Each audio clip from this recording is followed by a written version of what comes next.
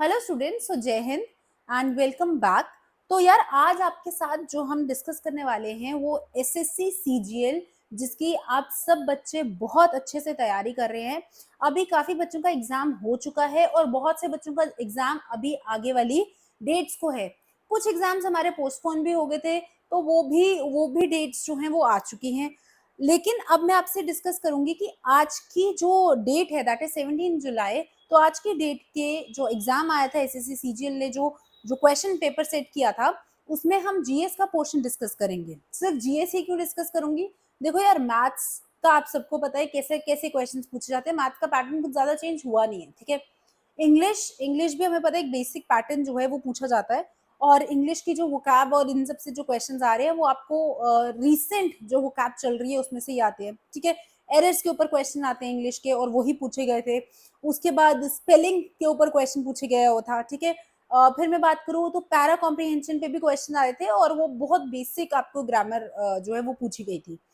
वहीं पर अगर मैं बात करती हूँ आपके मैथ्स की, तो मैथ्स के जो क्वेश्चंस थे बहुत डिफिकल्ट नहीं थे, moderate, easy to moderate level का आपका एग्जाम था। और अगर मैं बात करती हूँ रीजनिंग, तो रीजनिंग का भी देखो यार पैटर्न वही पैटर्न है, कुछ चेंज नहीं हुआ है। हाँ, वेन डायग्राम से आपको 2 क्वेश्चन आए हैं। तो वेन डायग्राम से हमें 2 क्वेश्चन आए हैं मैथ्स के। और इसी के साथ साथ हमें आपके एक ग्राफ के ऊपर भी क्वेश्चन आया है, ठीक है। और यहीं पर मैं बात करती हूँ मिरर इमेज पर भी हमें 2 क्वेश्चन आए हैं रीजनिंग में, ठीक है। इसी तरीके से जो पैटर्न है वो देखने को मिला है एग्जाम में, बहुत डिफिकल्ट नहीं था, इजी टू मॉडरेट लेवल का आपको रीजनिंग का भी एग्जाम देखने को मिला। जीएस की बात करो, जीएस आप ले ले, थोड़ा सा डिफिकल्ट जरूर डाला गया, क्योंकि जीएस एक ऐसा सब्जेक्ट है जहां पर हमारे बहुत सारे सब्जेक्ट्स जो हैं वो आ जाते हैं। अब यहाँ पर बच्चा पढ़े क्या और किस तरीके से पढ़े, तो वहीं पर जीएस के कुछ क्वेश्चंस हैं जो बच्चों ने जो एग्जाम्स दिए थे उस हिसाब से हमने कुछ क्वेश्चंस इकट्ठे किए हैं और वही चीजें यहाँ पर पूछी गई हैं। तो यार एक तो आपको क्वेश्चन आया था, जैसे यहाँ पे आप देख लो, आयोडीन और क्लोरीन के एटॉमिक नंबर, एटॉमिक मासेस के ऊपर क्वेश्चन है, ठीक है। उसके बाद पूछा गया first draft of the constitution. तो पहला ड्राफ्ट, इनिशियल ड्राफ्ट जो है वो कब तैयार किया गया था? तो ये कब तैयार किया गया था? ये आपका किया गया था फेब 1948 में, ठीक है। आपको सॉरी, आपको जो ऑप्शंस में जो ऑप्शंस दिए थे उसमें फेब 1948 था, जून 1948 था, जान 1948 एंड सो ऑन।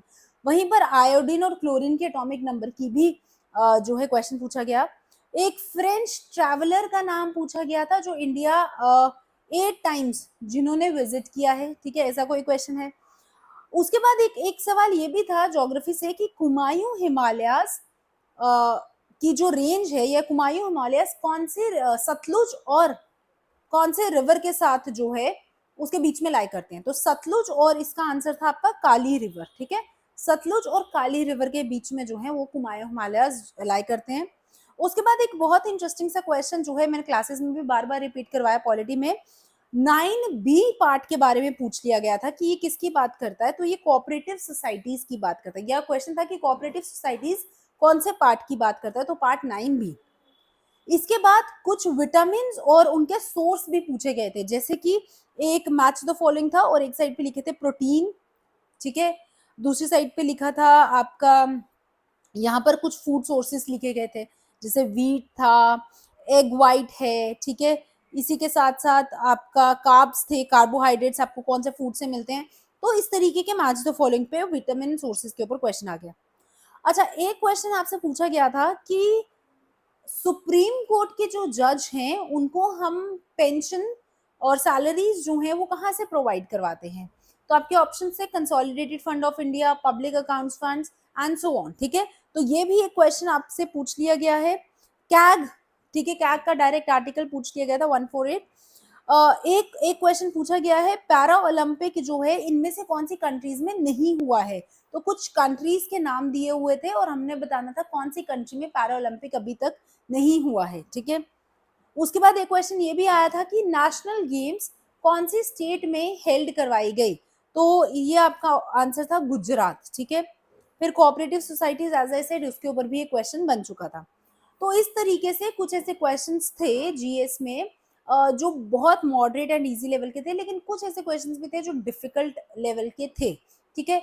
तो जिन्होंने पढ़ा था वेल एंड गुड, जिन्होंने उन चीज़ों का जिनको आइडिया ही नहीं था, तो हो सकता है कि उन बच्चों ने वो क्वेश्चंस ही छोड़ दिए हों, ठीक है? तो इस तरीके का कुछ पैटर्न आज की शिफ्ट 1 में देखने को मिला। एक्सपेक्टेड कट ऑफ हम बोल सकते हैं कि शायद ठीक ही जाएगा, अच्छा जाएगा कट ऑफ। तो लेट्स सी क्या रिजल्ट आता है। आप भी अगर आपको भी कोई क्वेश्चन याद है जिन्होंने आज का एग्जाम दिया है तो हमें कमेंट सेक्शन में बताएं, और इससे बच्चों की भी हेल्प होगी जिनके आगे एग्जाम्स हैं, ठीक है? तो थैंक यू सो मच।